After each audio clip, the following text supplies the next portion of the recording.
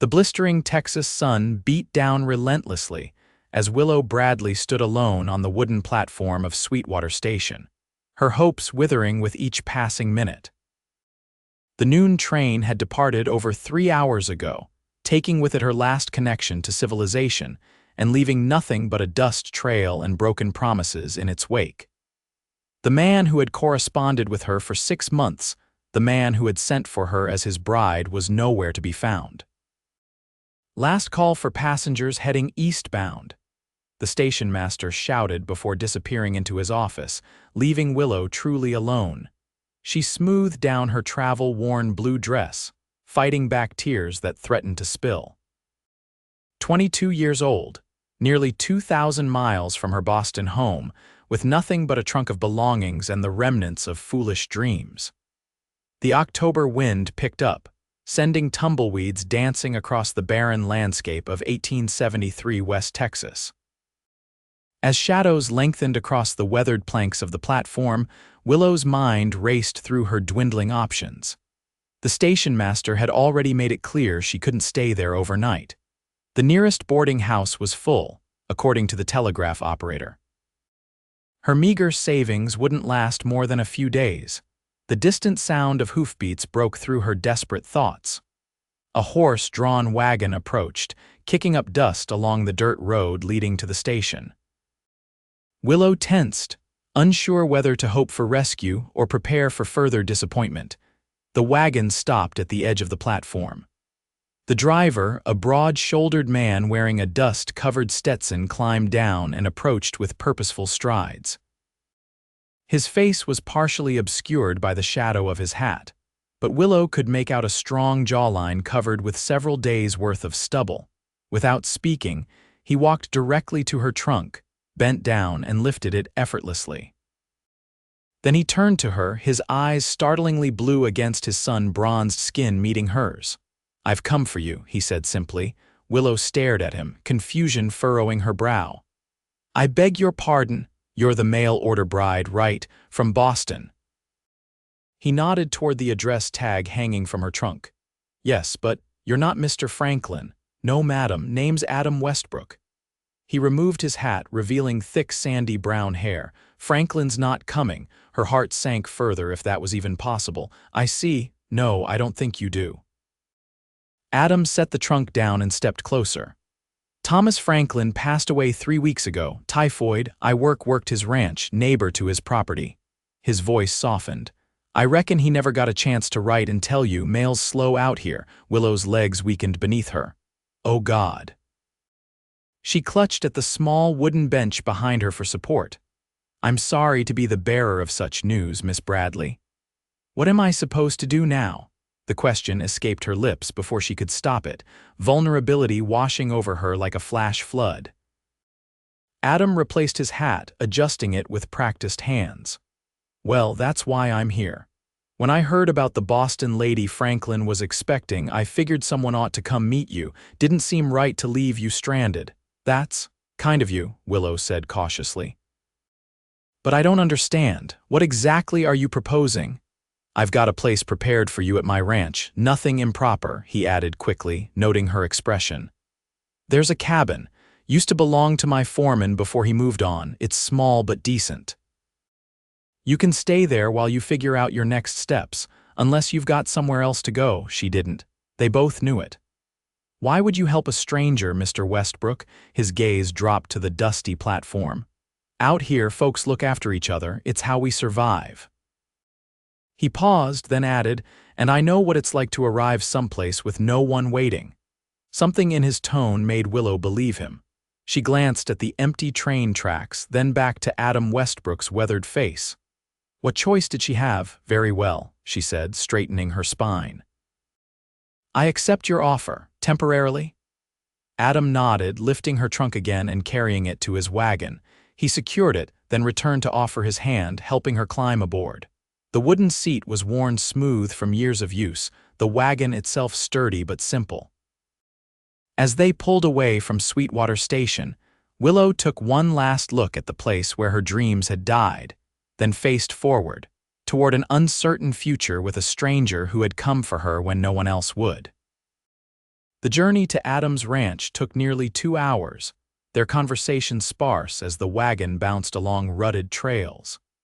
The landscape transformed around them, flat plains giving way to rolling hills, dotted with mesquite trees and prickly pear cactus.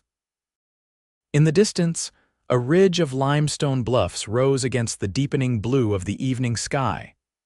"That creek marks the edge of my property," Adam said, breaking a long silence as they crossed a shallow stream. "Ranch house is just beyond that rise." Willow nodded, taking in the vastness of the land. It was beautiful in its own harsh way, so different from the crowded streets and brick buildings of Boston. "How large is your ranch?" she asked. 800 acres, small by Texas standards, but it's mine." There was unmistakable pride in his voice. "Bought it 4 years ago after working cattle drives. Started with nothing but 50 head of longhorns and this wagon.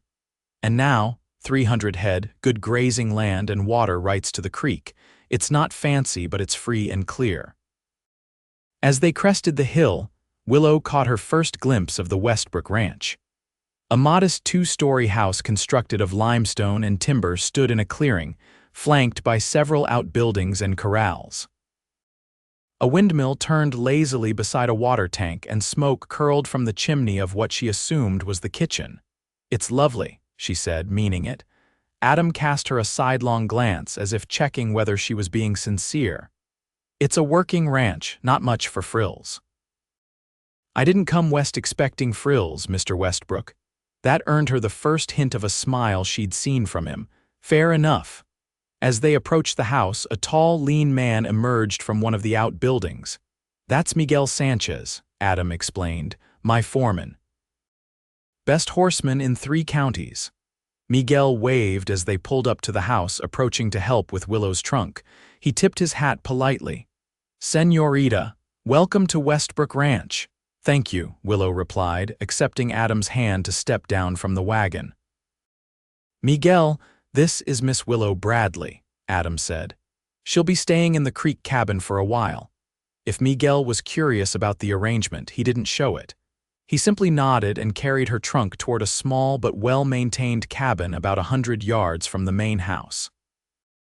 "We'll get you settled, then you can join us for supper if you're hungry," Adam said.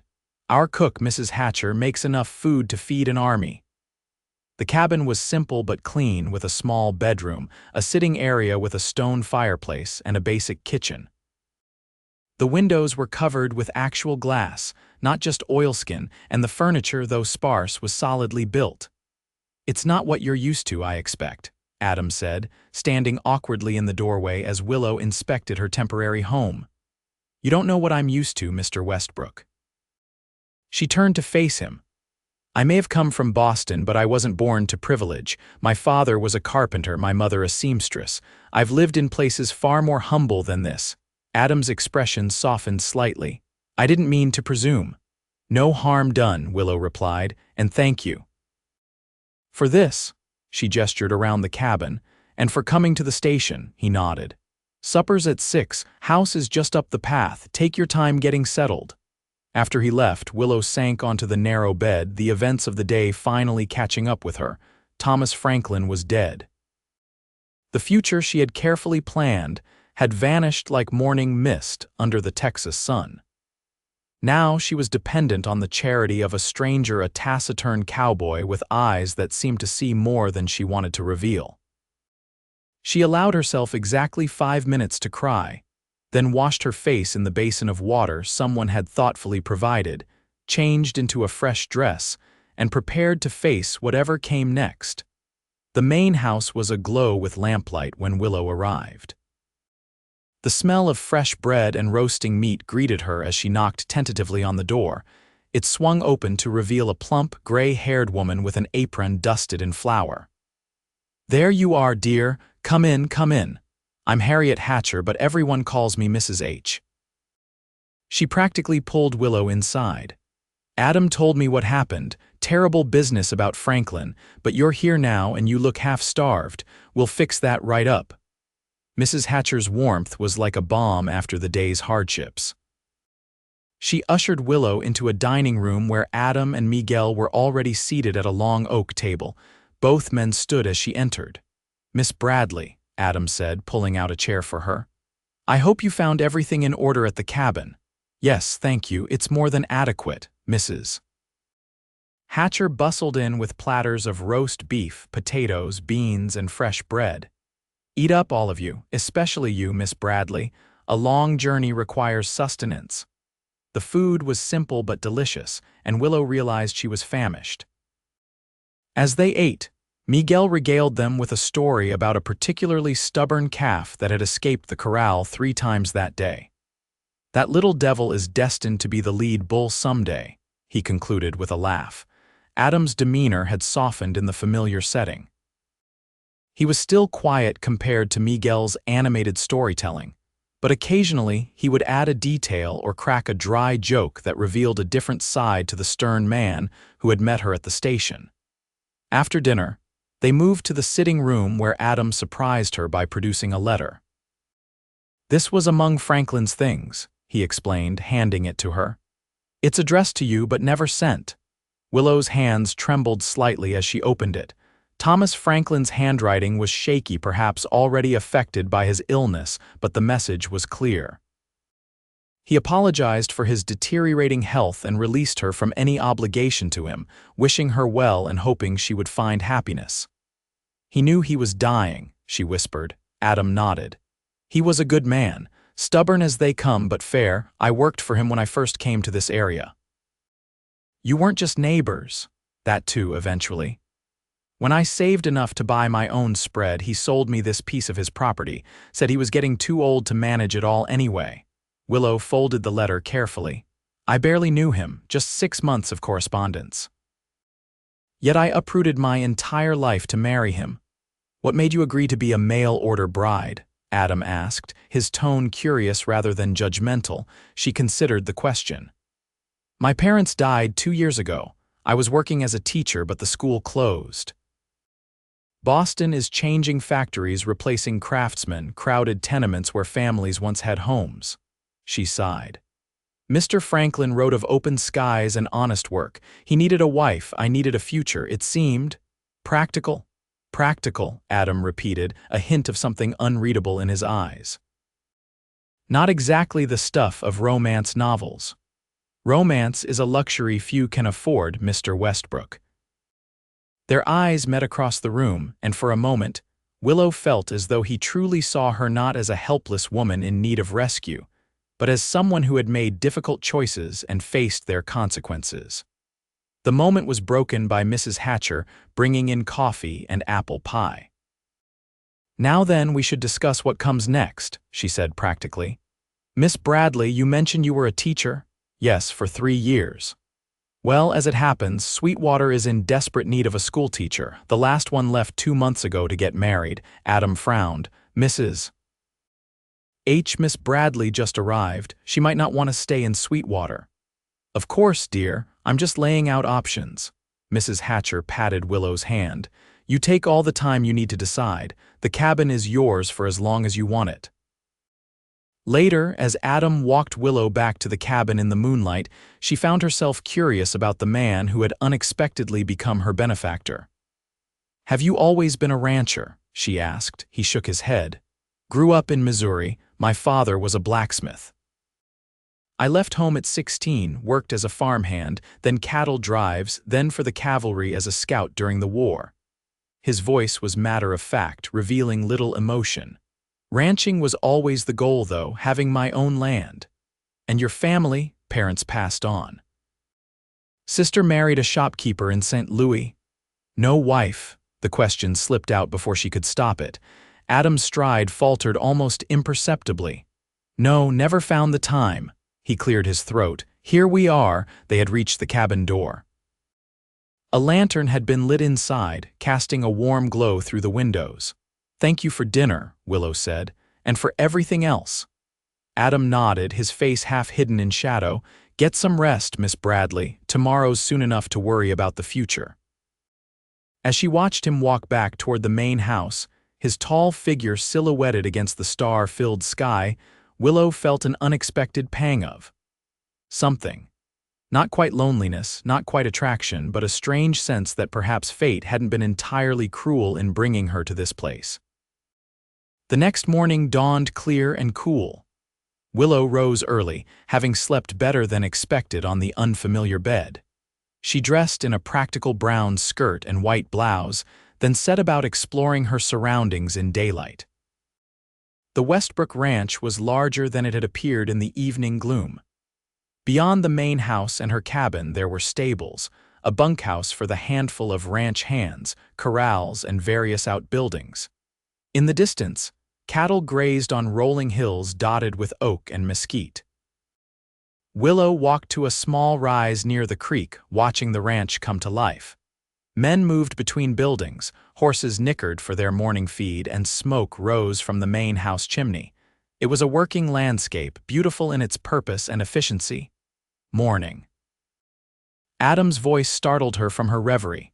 He stood a few paces away, dressed for work in worn denims, a blue shirt, and his ever-present hat.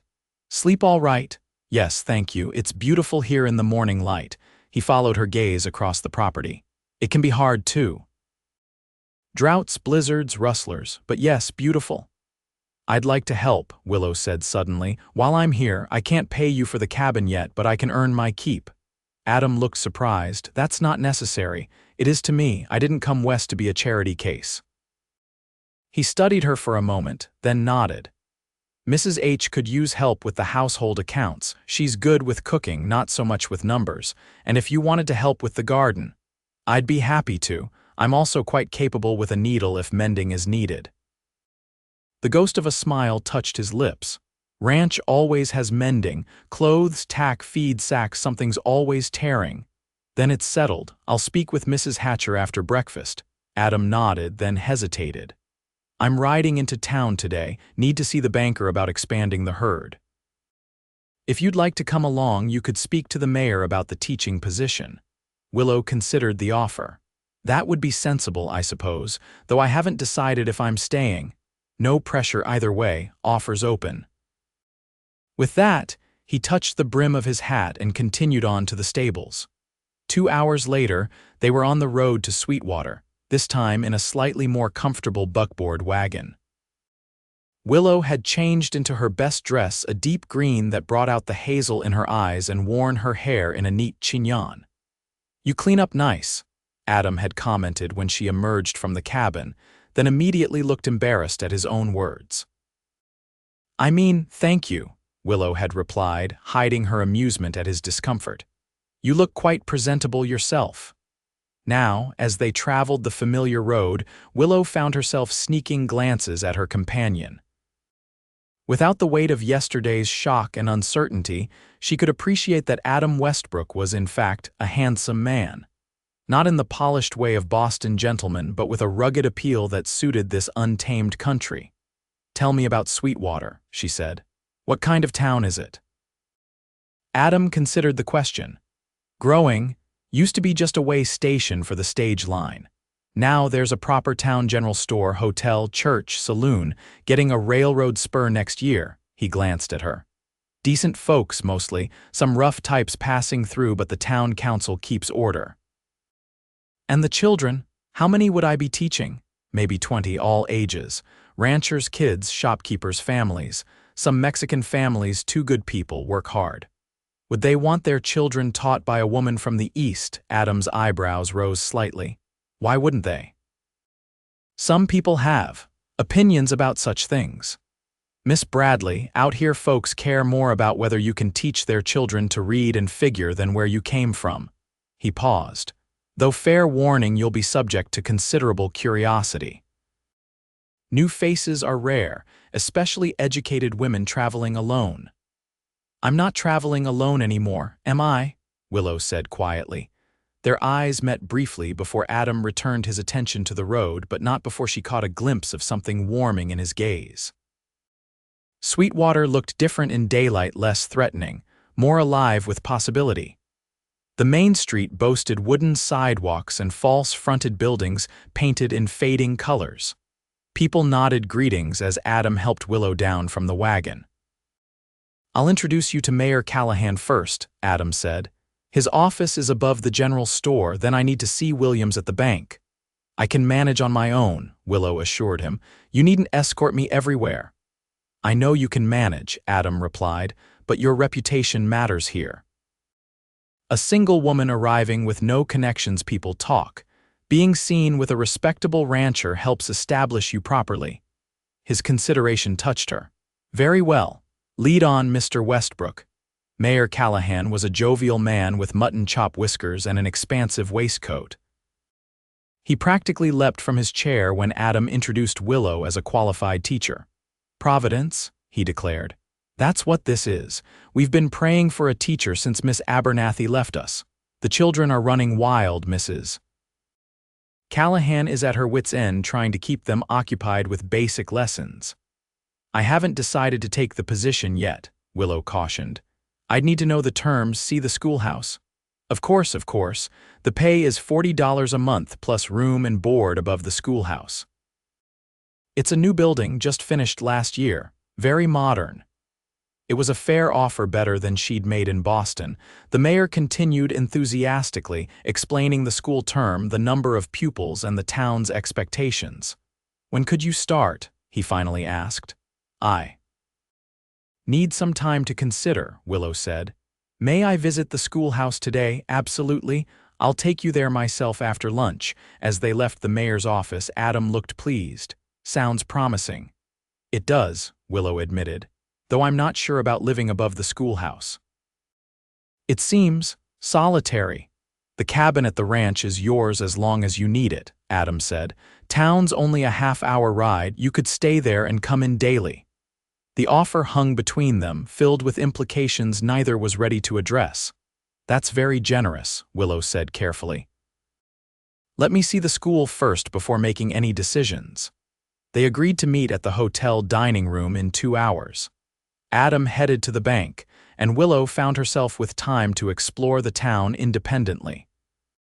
She visited the general store, admiring the variety of goods available despite the remote location. The proprietor, Mrs. Jenkins, was clearly burning with curiosity about the new arrival but maintained a polite demeanor. Westbrook's a good man, she commented as she wrapped Willow's small purchase of hairpins. Honest as the day is long, folks respect him. He's been very kind, Willow agreed, wondering what rumors were already circulating about her presence at his ranch. Lost his wife and child some years back, Mrs. Jenkins continued. Fever took them both. He doesn't speak of it. The information hit Willow like a physical blow. I didn't know, Mrs. Jenkins nodded sagely. Wouldn't expect him to mention it. Keeps to himself, that one.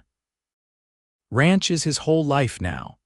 As Willow left the store, her mind whirled with this new knowledge. Adam had been married, had been a father, had lost everything. Suddenly his reserve, his quiet competence, his unexpected kindness toward a stranded woman, it all made a different kind of sense. She was still processing this revelation when she rejoined Adam for lunch. He seemed more relaxed after his bank meeting, even offering a genuine smile as she approached. Good news, he said as they were seated. Banks approved my loan for expanding the herd. I can buy those Hereford bulls I've been eyeing at the spring auction. Congratulations, Willow replied, studying his face with new understanding. That must be gratifying after all your hard work. It's a step forward, he agreed. What about you? Did you see more of the town? She nodded, debating whether to mention what she'd learned. Before she could decide, Mayor Callahan appeared, eager to show Willow the schoolhouse. The building was indeed new and well constructed, with large windows providing ample light for the classroom. Rows of desks faced a teacher's platform and bookshelves lined one wall, though they were sparsely filled. We've been collecting books, Mayor Callahan explained. Not as many as we'd like yet. Upstairs was a simple apartment, 1 bedroom, a small sitting room, and a basic kitchen. It was clean and functional, but as Willow stood in the empty rooms, she couldn't help comparing them to the cabin at Adam's ranch, with its view of the creek and the sounds of ranch life drifting through the windows. It's very nice, she told the mayor. I'll give you my decision within a few days if that's acceptable. "Of course, Miss Bradley. We're just delighted you're considering the position." On the ride back to the ranch, Willow was quieter than usual, her mind still processing everything she'd learned. Adam seemed content with the silence until they were halfway home. "Something bothering you?" he finally asked. "If the schoolhouse wasn't suitable, it was fine," she assured him. "I'm just thinking about staying in Sweetwater or moving on." Willow hesitated. "Mrs. Jenkins mentioned your wife and child," she said gently. "I'm so sorry for your loss." Adam's hands tightened on the reins, his knuckles whitening. For a moment she thought he wouldn't respond. 8 years ago," he finally said, his voice low. "Sarah was 19, our boy was just 2. He stared straight ahead at the road. "Influenza swept through the camp where we were working, took half the outfit including them. I was out on the range, came back to find them already buried." "Adam, I can't imagine, don't need to imagine, don't need pity either." His tone wasn't harsh, just matter of fact. "It happened, I survived, built something new." Willow nodded, respecting his stoicism even as her heart ached for the young man he had been, returning to find his family gone. "Is that why you came for me at the station?" she asked softly. "Because you know what it's like to have plans destroyed in an instant." The wagon slowed as Adam considered her question. "Partly," he admitted. "And partly because, well, Franklin spoke of you often, said you wrote letters full of spirit and intelligence. Said you weren't afraid of hard work or a challenging life." He glanced at her. "Seemed ashamed to lose someone like that from these parts before you even had a chance to see what it could offer." The simple honesty of his words warmed Willow more than any flowery compliment could have. "Thank you for telling me," she said. "About all of it." He nodded, and they continued in companionable silence as the ranch came into view, golden in the late afternoon sun. Over the next 2 weeks, Willow fell into a routine at Westbrook Ranch. Mornings were spent helping Mrs. Hatcher with household accounts and correspondence. Afternoons, she worked in the vegetable garden or mended clothing and tack. She had visited the schoolhouse twice more and met with several parents, but still hadn't given Mayor Callahan her final answer. Part of her hesitation was practical teaching would mean moving to town, away from the ranch that was beginning to feel like home.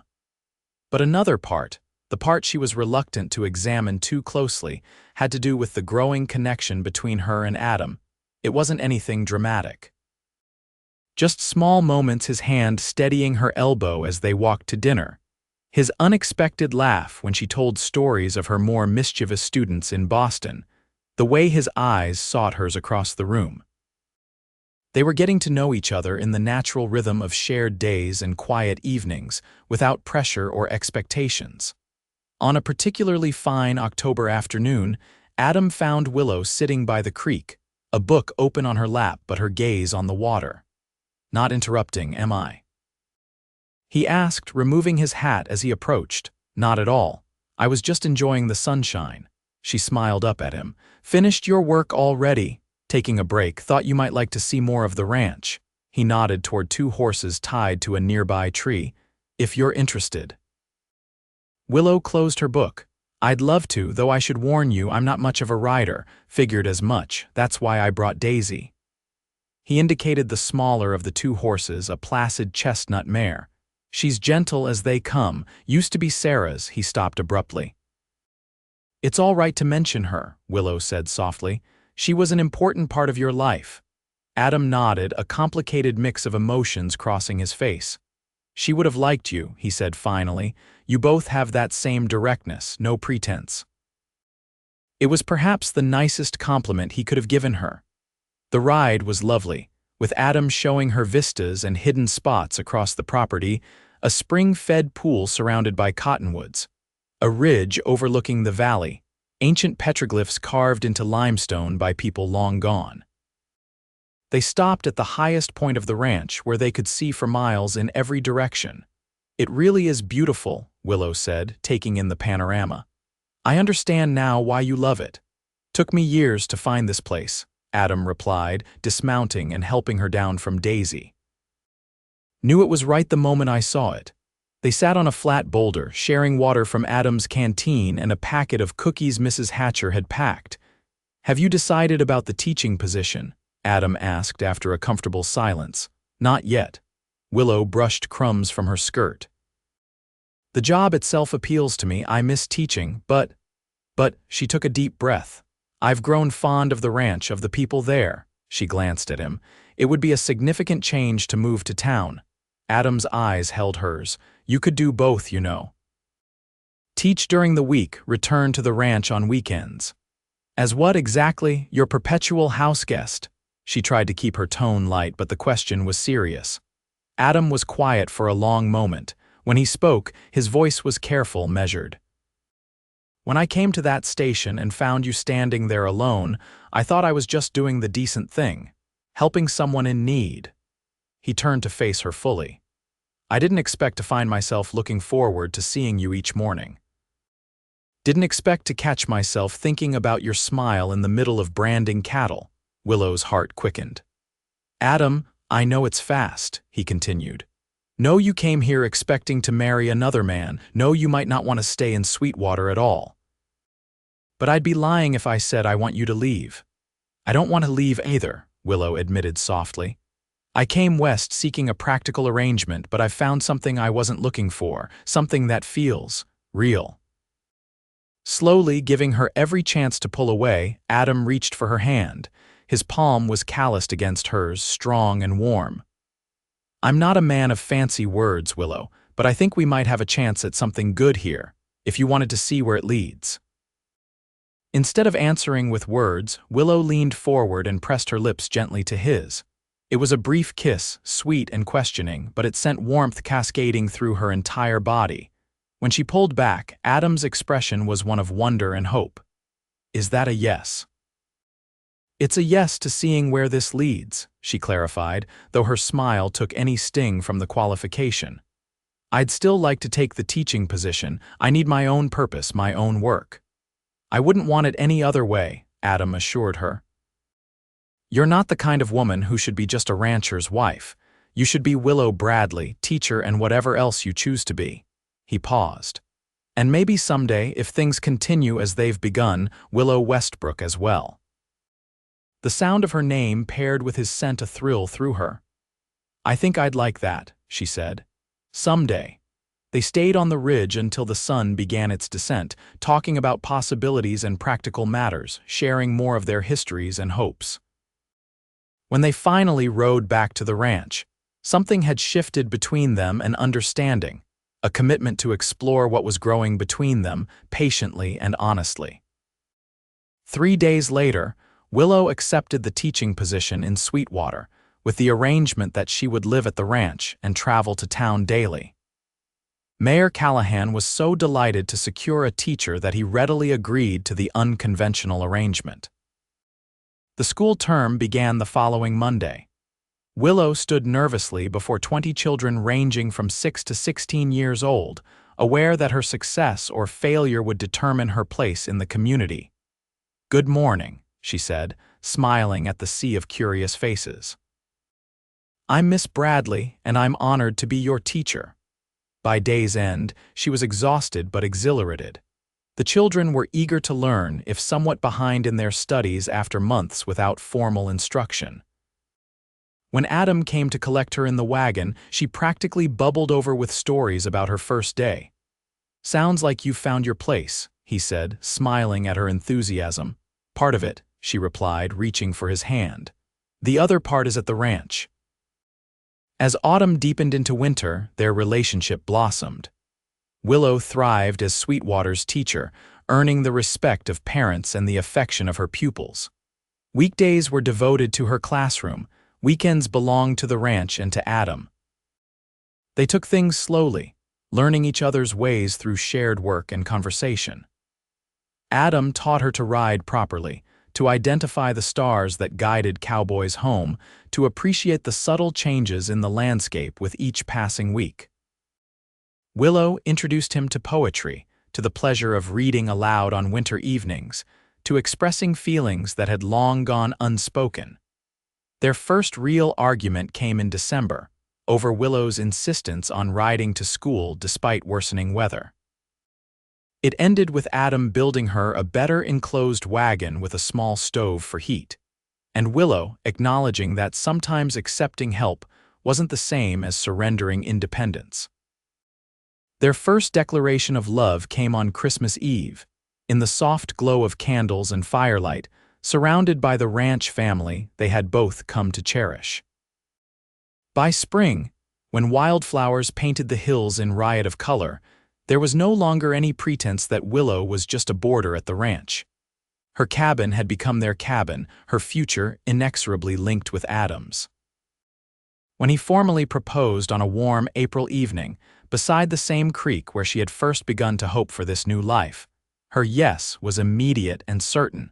They were married in May of 1874 in Sweetwater's white steepled church. Willow wore a dress of cream-colored silk that Mrs. Hatcher and the ranch wives had worked on secretly for weeks. Adam, uncomfortably handsome in a new suit, couldn't take his eyes off her as she walked down the aisle on Miguel's arm. The entire town turned out for the celebration afterward, with tables groaning under the weight of food, a fiddler playing dance tunes, and enough goodwill to sustain the couple through any hardship that might come. Happy. Adam asked as they swayed together under lantern light, the festivities continuing around them.